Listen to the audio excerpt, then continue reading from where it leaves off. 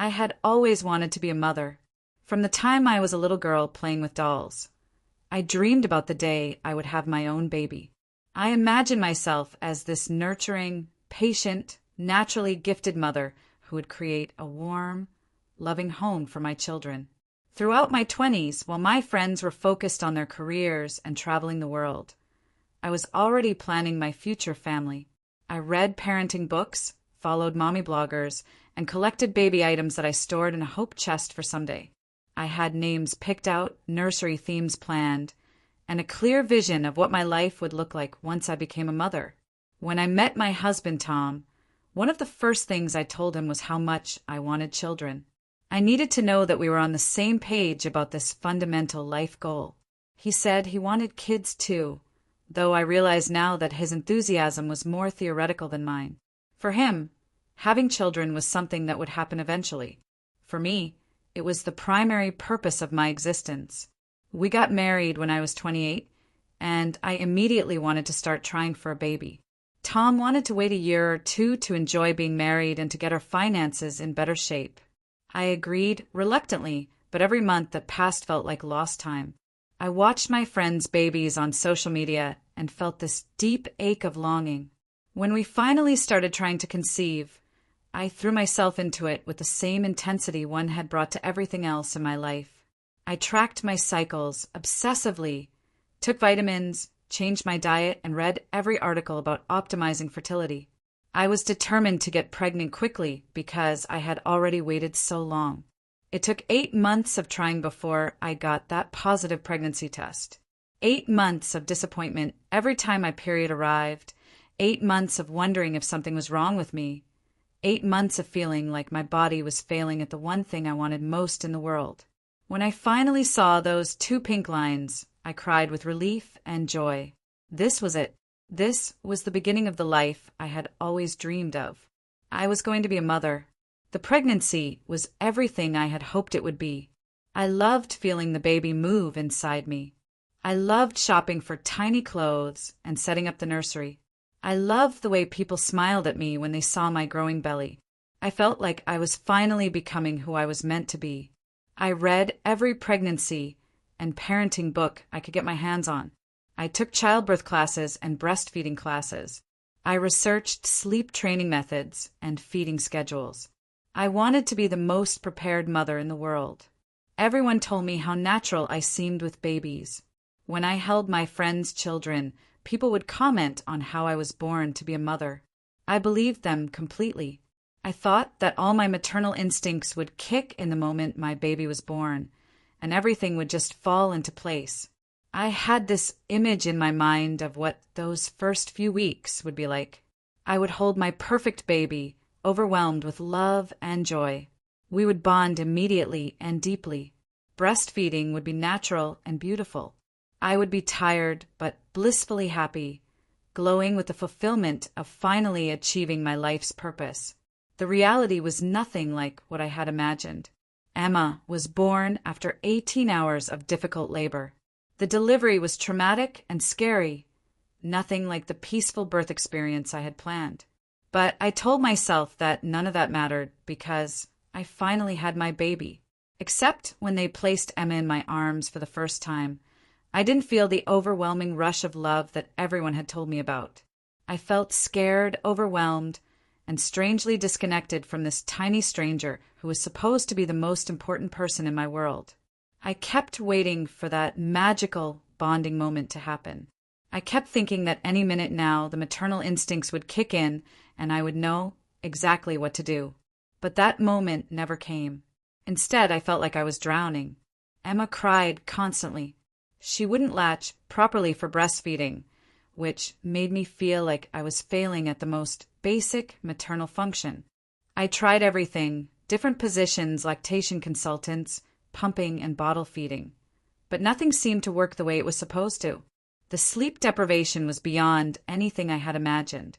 I had expected to be tired, but I hadn't understood what it would feel like to function on 2 hours of broken sleep night after night. I felt like I was losing my mind. Simple tasks became overwhelming. I would stand in the kitchen trying to remember how to make coffee, my brain too foggy to process basic instructions. But the worst part wasn't the physical exhaustion, it was the emotional confusion. I had expected to feel fulfilled and complete once I became a mother. Instead, I felt empty and lost. I looked at my beautiful daughter and felt love for her, but I also felt trapped and resentful. And then I felt guilty for feeling trapped and resentful, which made everything worse. The guilt was crushing. What kind of mother doesn't feel instant, overwhelming love for her baby? What kind of woman spends her whole life wanting to be a mother and then feels miserable when she finally gets what she wanted? I felt like a fraud and a failure. I couldn't talk to anyone about how I was feeling because it seemed so wrong and ungrateful. When people asked how I was doing, I would smile and say I was tired but happy. I would post carefully curated photos on social media of me looking content with my baby, hiding the fact that I had been crying just minutes before the photo was taken. Everyone around me seemed to expect me to be glowing with happiness. My mother would visit and comment on how natural I looked with the baby, how I seemed born for this role. My friends would tell me how lucky I was and how they couldn't wait to have their own children. Tom would come home from work and ask how my day was, expecting to hear about sweet moments and milestones. But my days weren't filled with sweet moments. They were filled with crying, both Emma's and mine. They were filled with failed attempts at breastfeeding, diaper blowouts, and endless hours of trying to figure out why my baby was unhappy and how to fix it. I felt like I was failing at everything. I couldn't soothe my baby when she cried. I couldn't establish any kind of routine or schedule. I couldn't even keep up with basic household tasks. The house was constantly messy. We were eating takeout every night, and I was still in my pajamas when Tom came home from work. The isolation was overwhelming.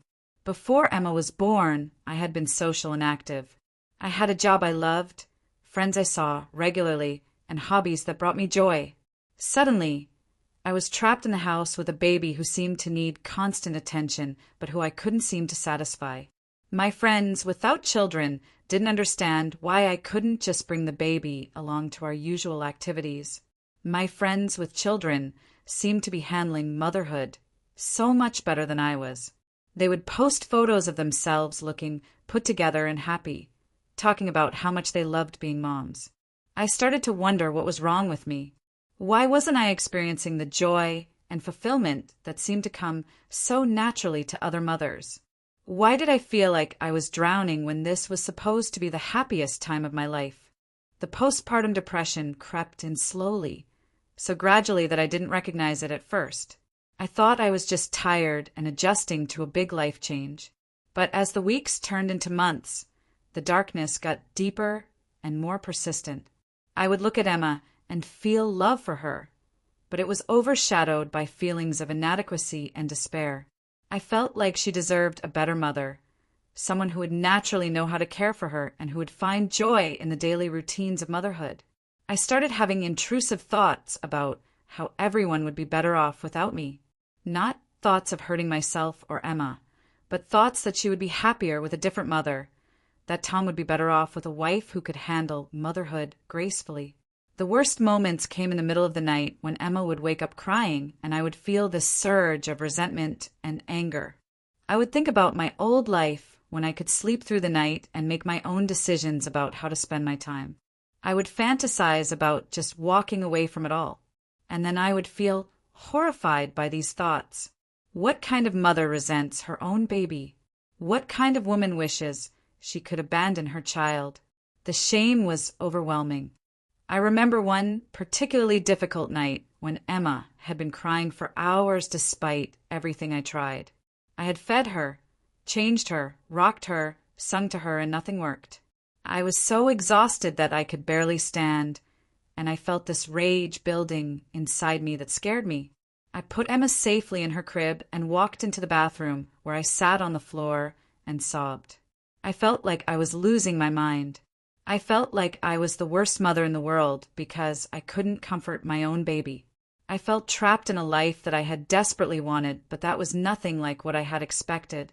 In that moment, sitting on my bathroom floor at 3 a.m, I understood why some mothers abandon their children. I didn't want to leave Emma, but I could understand the desperation that might drive someone to that point. This realization terrified me and made me feel even more ashamed.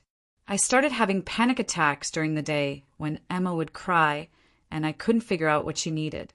My heart would race, my hands would shake, and I would feel like I couldn't breathe. I was convinced that I was damaging her by being such an inadequate mother. Tom tried to be supportive, but he didn't really understand what I was going through. He would come home from work and take over with Emma for a few hours, giving me a break to shower or nap. But he still got to leave the house every day, interact with adults, and feel productive and capable in his job. When he would suggest that I seemed sad or stressed, I would brush off his concerns. I was afraid that if I admitted how much I was struggling, it would confirm that I was a bad mother. I was afraid that he would judge me or lose respect for me. The turning point came when Emma was about 4 months old. I had been struggling with breastfeeding since birth, and despite working with multiple lactation consultants, it just wasn't working.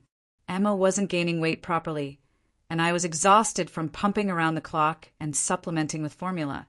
My pediatrician suggested that I might want to consider switching to formula exclusively. She explained that fed was best, and that Emma would be perfectly healthy on formula. But I felt like giving up breastfeeding would be admitting defeat, confirming that I couldn't even do the most basic maternal function. I had built so much of my identity as a mother around the idea of breastfeeding. I had read all the research about the benefits, and I had imagined these peaceful, bonding moments nursing my baby. The reality had been painful, stressful, and frustrating, but I couldn't let go of the idea that good mothers breastfeed. The night I finally made the decision to switch to formula, I cried harder than I had cried since Emma was born. I felt like I was failing her in the most fundamental way. I felt like I was proving that I wasn't cut out for motherhood after all. But something interesting happened after we made the switch. Emma started thriving on formula. She was getting enough nutrition, she was happier, and feeding times became less stressful for both of us. I realized that my stubborn insistence on breastfeeding had been making both of us miserable. This was my first lesson in letting go of the perfect mother ideal I had created in my mind. I started to understand that being a good mother wasn't about following a specific script or meeting certain expectations. It was about doing what was best for my child, even when it didn't match my preconceived notions. Around this time, I also started being more honest about my struggles. When my sister asked how I was doing, instead of saying I was fine, I told her that I was having a hard time. Her response surprised me. She said that the first few months with her first baby had been the hardest time of her life too, but that she had felt like she couldn't admit it because everyone expected her to be happy. This conversation opened the floodgates. I started talking to other mothers more honestly about my experience, and I discovered that almost everyone had struggled more than they had let on. The perfect, blissful motherhood experience that I thought everyone else was having was largely a myth. My friend Sarah told me that she had cried every day for the first 3 months after her son was born. My cousin Lisa admitted that she had considered leaving her husband and baby during a particularly difficult period because she felt so overwhelmed. My coworker Janet said that she had loved being pregnant but hated the newborn stage and had felt guilty about that for years. These conversations were a lifeline for me. I realized that struggling with early motherhood didn't make me a bad mother. It made me human. The problem wasn't that I was failing at motherhood. The problem was that I had unrealistic expectations about what motherhood would be like. I started to understand that the image of motherhood presented in media and popular culture is largely fantasy. The glowing, serene mothers in advertisements don't represent the reality of sleepless nights, postpartum hormones, and the overwhelming responsibility of keeping another human being alive and healthy. Social media had made this problem worse. I was comparing my messy, difficult reality to other mothers' highlight reels. I was seeing their best moments and assuming that represented their entire experience, while I was living in my worst moments and thinking that was all there was for me. I decided to seek professional help when Emma was 6 months old. I finally admitted to myself that what I was experiencing went beyond normal adjustment difficulties. I was diagnosed with postpartum depression and anxiety, conditions that I had heard about but never thought would affect me. My therapist explained that postpartum depression is incredibly common but rarely discussed openly. She told me that having postpartum depression didn't mean I was weak or inadequate. It meant I was dealing with a serious medical condition that required treatment. Starting therapy and medication was one of the best decisions I ever made. As my mental health improved, I was able to see my situation more clearly. I wasn't a bad mother. I was a mother dealing with depression while trying to navigate one of the biggest life changes possible. I also started to recognize that some of my struggles weren't just about postpartum depression. They were about the unrealistic expectations I had placed on myself and the pressure I felt to be perfect. I had thought that becoming a mother would automatically make me feel fulfilled and complete. I had expected maternal instincts to guide me through every challenge. I had assumed that love for my baby would be enough to make all the difficulties worthwhile. But motherhood, I learned, is a skill that has to be developed, not an instinct that automatically kicks in.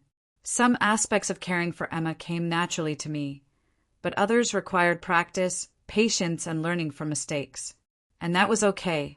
I also had to grieve the loss of my pre-baby identity. I had been so focused on becoming a mother that I hadn't considered what I would lose in the process. My independence, my career momentum, my sense of myself as an individual rather than just someone's mother. This grief was complicated because it felt ungrateful. I had wanted this baby so desperately, so how could I mourn the life I had before her? But my therapist helped me understand that it's normal and healthy to grieve major life changes, even positive ones.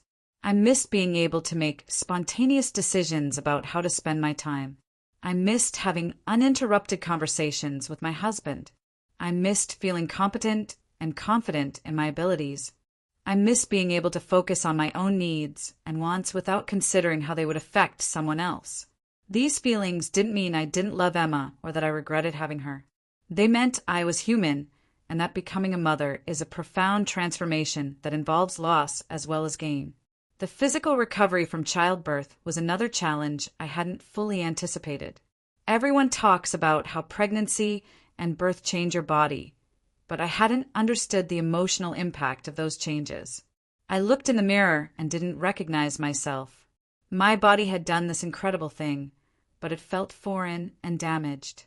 I had stretch marks, loose skin, and breasts that were either painfully engorged or disappointingly empty depending on Emma's feeding schedule. Nothing fit properly, and I felt uncomfortable in my own skin. The disconnect between my physical self and my mental image of myself added to my overall sense of being lost. The hormonal changes were equally challenging. I had read about postpartum hormones, but I hadn't understood how dramatically they would affect my mood and emotional stability. I would go from feeling okay to crying uncontrollably within minutes, often for no apparent reason. These mood swings made me feel out of control and unpredictable. I never knew how I was going to feel from one moment to the next, which made it impossible to plan anything or feel stable in my daily life. The relationship with Tom also shifted in ways I hadn't expected. Before Emma, we had been equal partners who shared household responsibilities and decision-making. After she was born, I automatically took on most of the childcare responsibilities, partly because I was home more and partly because I felt like it was my job as the mother. This led to resentment on my part and confusion on Tom's part.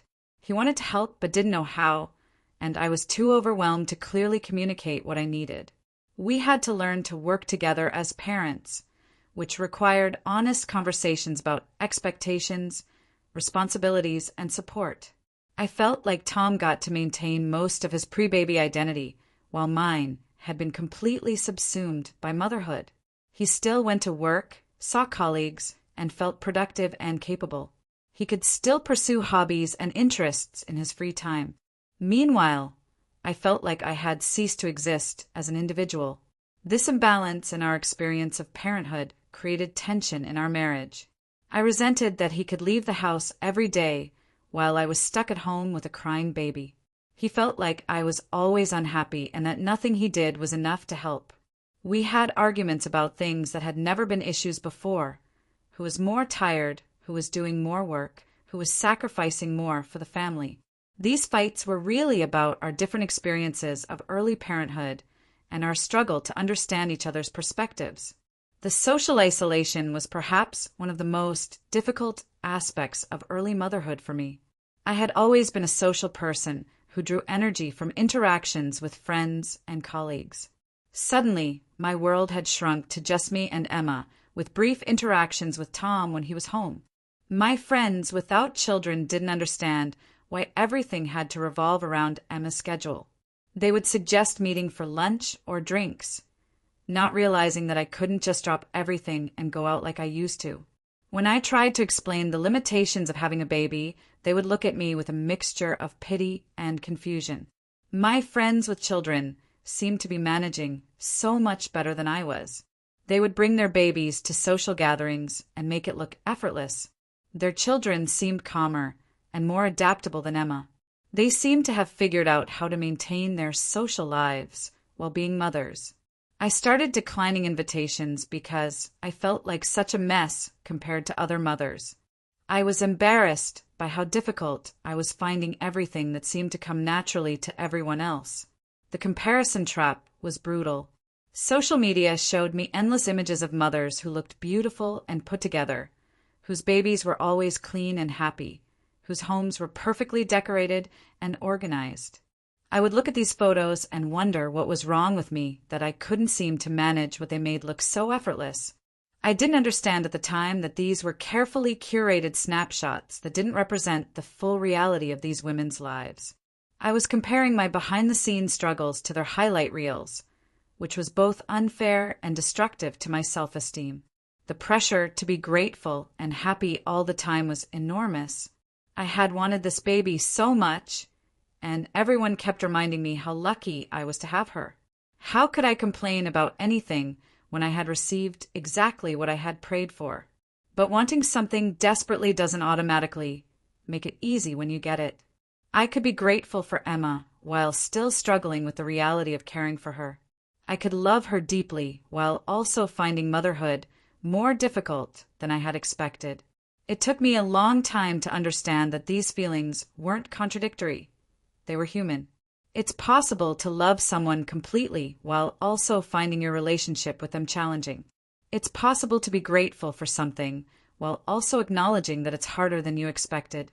The turning point in my recovery came when I finally sought professional help. I was so ashamed of my struggles that I had avoided admitting I needed help. But I finally reached a point where I couldn't continue suffering in silence. My doctor diagnosed me with postpartum depression and anxiety, and for the first time, I had a name for what I was experiencing.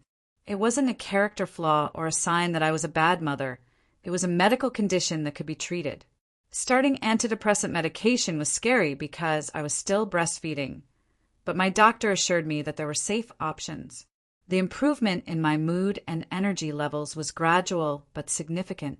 The fog of depression began to lift, and I could think more clearly about my situation. Therapy was equally important in my recovery. My therapist helped me understand that my expectations about motherhood had been unrealistic and that my struggles were normal, not shameful. She taught me coping strategies for managing anxiety and depression, and she helped me develop a more realistic and compassionate view of myself as a mother. One of the most important things I learned in therapy was that bonding with your baby doesn't always happen instantly. For some mothers and babies, it's a gradual process that develops over time. This doesn't mean there's something wrong with either the mother or the baby. It just means that relationships, even with our children, sometimes take time to develop. I also learned about the concept of the fourth trimester, the idea that the first 3 months after birth are a continuation of pregnancy in many ways, a time when both mother and baby are still adjusting and recovering. This framework helped me understand that feeling overwhelmed and unprepared during this time was normal, not a sign of failure. As Emma got older and I got better at managing my mental health, things gradually improved.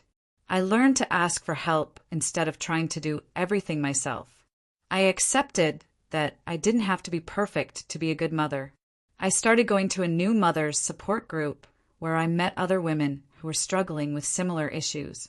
Hearing their stories helped me realize that my experience was normal, not shameful.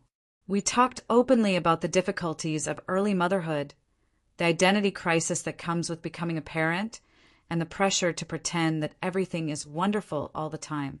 One woman in the group talked about how she had loved her career and felt lost without the intellectual stimulation and social interaction of work. Another described feeling like she had lost herself completely and didn't know who she was anymore outside of being a mother.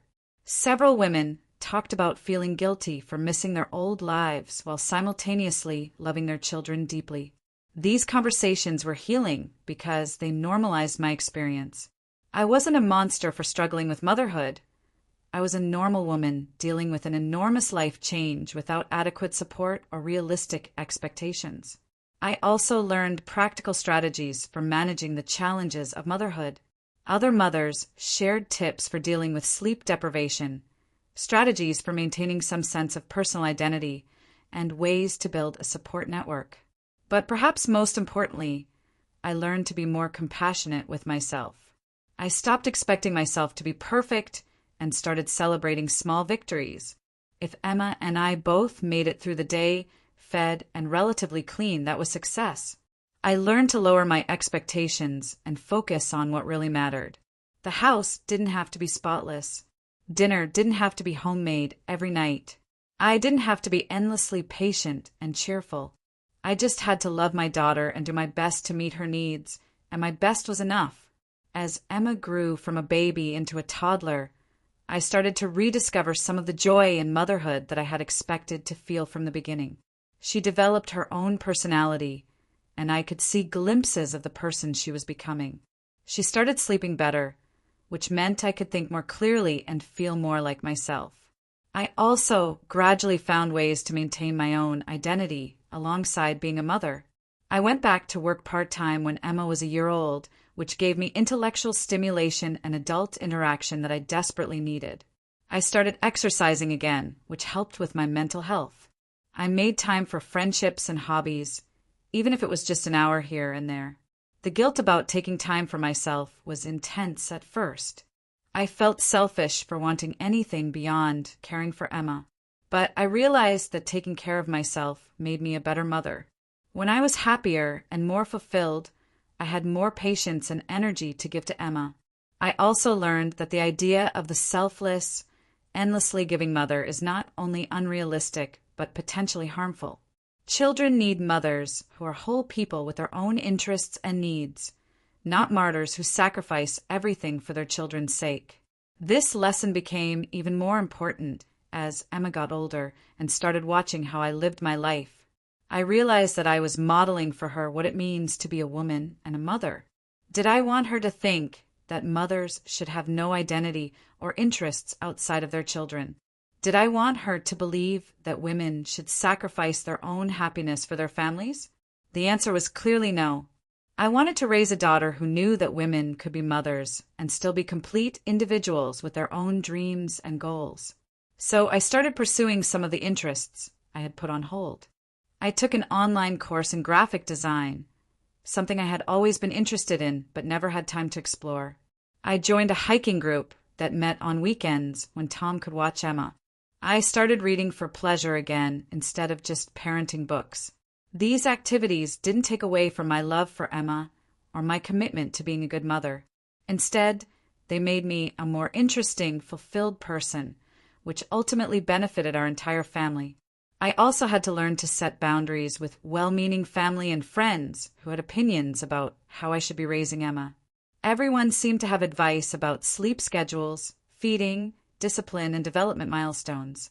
In the beginning, I tried to follow everyone's suggestions, which left me feeling confused and inadequate when their advice didn't work for us. Eventually, I learned to trust my own instincts and knowledge of my child. I thanked people for their advice, but made my own decisions about what was best for Emma and our family. This was another step in reclaiming my confidence as a mother. The experience also taught me valuable lessons about the importance of community and support for mothers. The isolation I felt during those early months was partly due to the unrealistic expectation that mothers should be able to handle everything on their own. In reality, raising children has always been a community effort throughout human history. The nuclear family model that expects mothers to provide all childcare with minimal support is relatively new and, in many ways, unnatural and unsustainable. I learned to actively build a support network instead of waiting for help to appear. I connected with other mothers in my neighborhood, joined playgroups, and maintained relationships with childless friends who could provide different perspectives and support. I also learned to be more direct about asking for help when I needed it. Instead of suffering in silence and hoping that people would notice I was struggling, I started explicitly asking for what I needed. Whether that was someone to watch Emma for a few hours, help with household tasks, or just someone to listen while I vented about my challenges. The transformation in my experience of motherhood was gradual but profound. As I became more realistic about my expectations, more compassionate with myself, and more proactive about getting support, I started to enjoy being Emma's mother in ways I hadn't been able to before. I learned that there's no single right way to be a mother. Some mothers thrive staying home, full-time with their children. Others need the stimulation and fulfillment of work outside the home. Some mothers bond instantly with their babies. Others need time for that relationship to develop. All of these experiences are normal and valid. I also learned that children are remarkably resilient and adaptable. Emma didn't need me to be perfect. She needed me to be present, loving, and responsive to her needs. She needed me to take care of myself so that I could take care of her effectively. The guilt about my early struggles with motherhood lingered for a long time. I worried that my postpartum depression had somehow damaged Emma or affected our bond permanently. But as she grew and thrived, I could see that she was a happy, secure, confident child who knew she was loved. My therapist helped me understand that children benefit from seeing their parents handle challenges and seek help when needed. By taking care of my mental health and being honest about my struggles, I was modeling important life skills for Emma. I was showing her that it's okay to ask for help when you need it, that it's important to take care of yourself, and that struggling with something doesn't mean you're failing at it. These are lessons that will serve her well throughout her life. Now, 3 years later, I can honestly say that I love being Emma's mother. But I also love being other things: a wife, a professional, a friend, a daughter, an individual with my own interests and goals. Motherhood is an important part of my identity, but it's not my entire identity. Emma is thriving, and our relationship is strong and loving. She's a confident, curious, joyful little girl who knows she is deeply loved. The fact that I struggled in the beginning didn't damage her or our bond.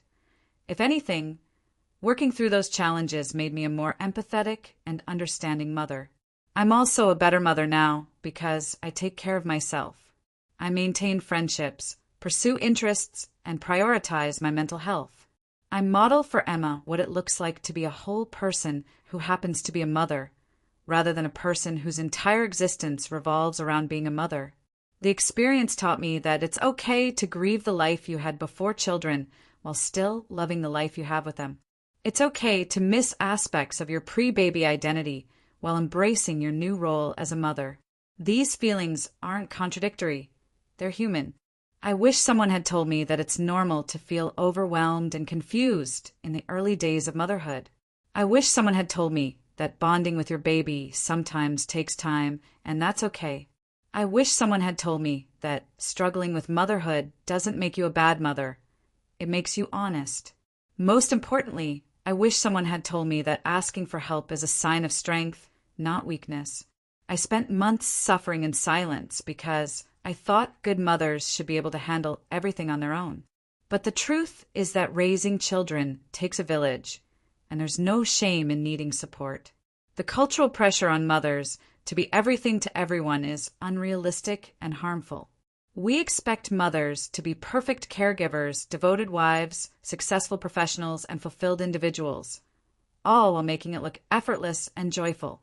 These expectations set mothers up for failure and shame when they inevitably fall short of impossible standards. I became passionate about changing this narrative and supporting other mothers in their journeys. I started volunteering with organizations that provide support to new mothers, sharing my story and helping other women feel less alone in their struggles. I learned that one of the most powerful things we can do for each other as mothers is to be honest about our experiences. When we pretend that motherhood is always beautiful and fulfilling, we make other mothers feel like failures when they struggle. But when we share our real experiences, the difficult moments alongside the joyful ones, we help normalize the full spectrum of maternal emotions and experiences. We help other mothers feel less alone and less ashamed of their struggles. Looking back now, I can see that my expectations about motherhood were shaped by cultural myths and idealized images that don't reflect reality. I thought that loving my baby would be enough to make me a good mother, and that maternal instincts would guide me through every challenge. But motherhood, like any other significant life role, requires learning, practice, and support.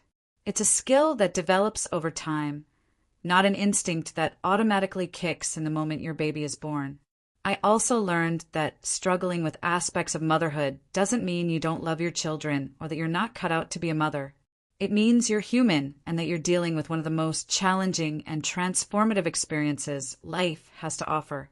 The mother I am today is very different from the mother I thought I would be, but she's also better in many ways.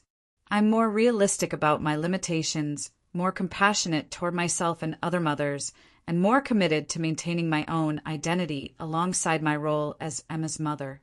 If you're watching this and you're struggling with early motherhood, please know that you're not alone. Your feelings are valid, even if they don't match what you expected or what other people seem to be experiencing. Getting help doesn't make you weak. It makes you wise. Motherhood is hard in ways that nobody adequately prepares you for. It's okay to acknowledge that difficulty while still loving your children. It's okay to mourn parts of your old life while building your new one. It's okay to be human. You don't have to be perfect to be a good mother. You just have to love your children and do your best to meet their needs.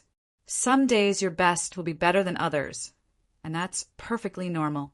If you're struggling with postpartum depression or anxiety, please reach out for professional help. These are medical conditions, not character flaws, and they're very treatable. You deserve support, and your children deserve a mother who is taking care of her mental health. Remember that your worth as a mother isn't measured by how easily you adapt to motherhood or how much you enjoy every moment. It's measured by your love for your children and your commitment to their well-being, even when that's difficult. The journey of motherhood is different for everyone, and there's no single right way to do it. What matters is finding an approach that works for you and your family, even if it doesn't match what other people expect or what you originally planned. One of the most important realizations I had during my recovery was that the version of motherhood I had imagined was largely based on outdated and unrealistic ideals.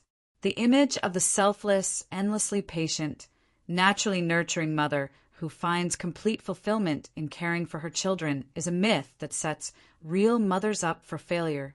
Real mothers are complex human beings with their own needs, limitations, and struggles.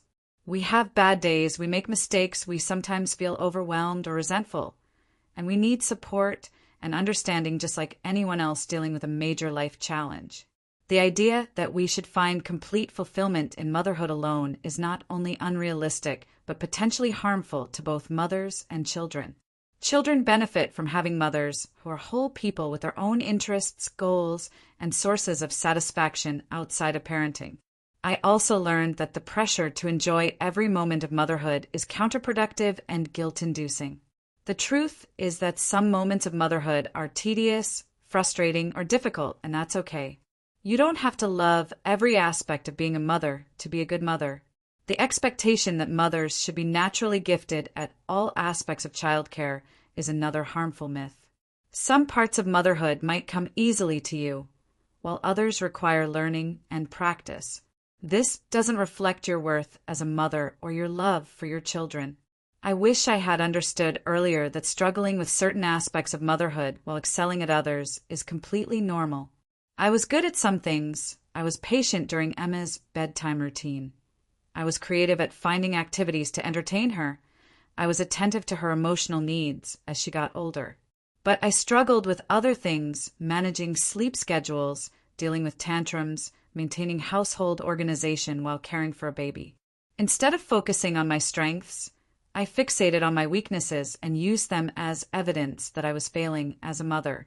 A more balanced perspective would have acknowledged that all mothers have areas where they excel and areas where they struggle.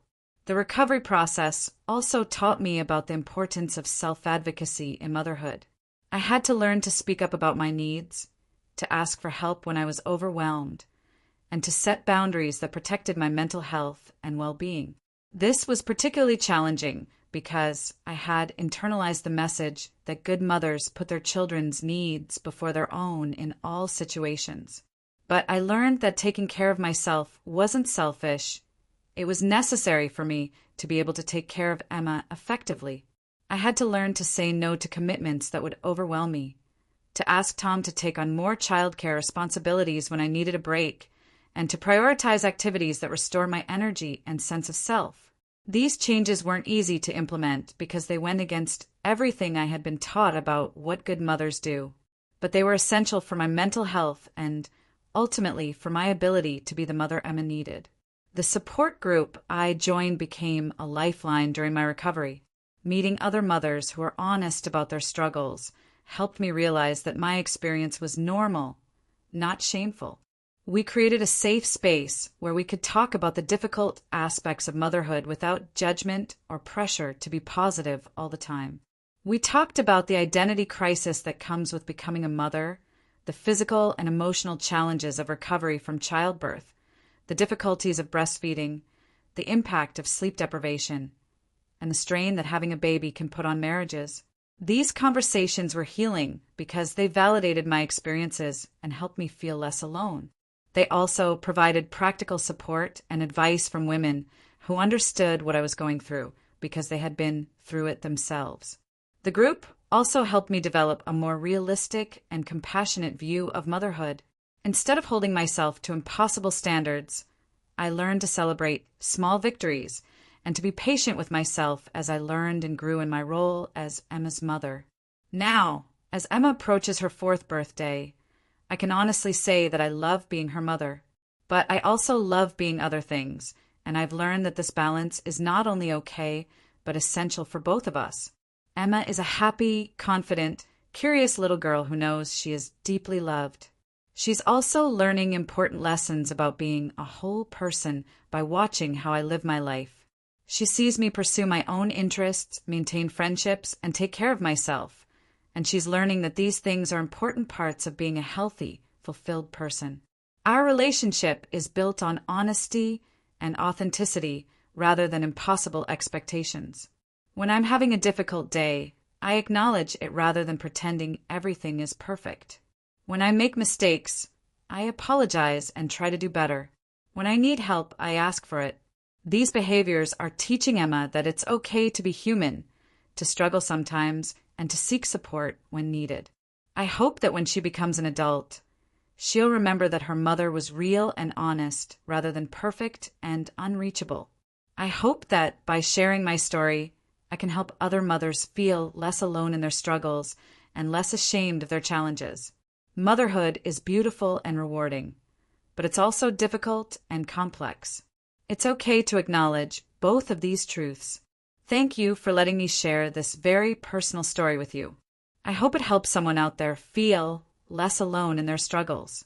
Motherhood is a journey, not a destination, and it's okay if your journey doesn't look like what you expected. Take care of yourselves, and I'll see you in the next video.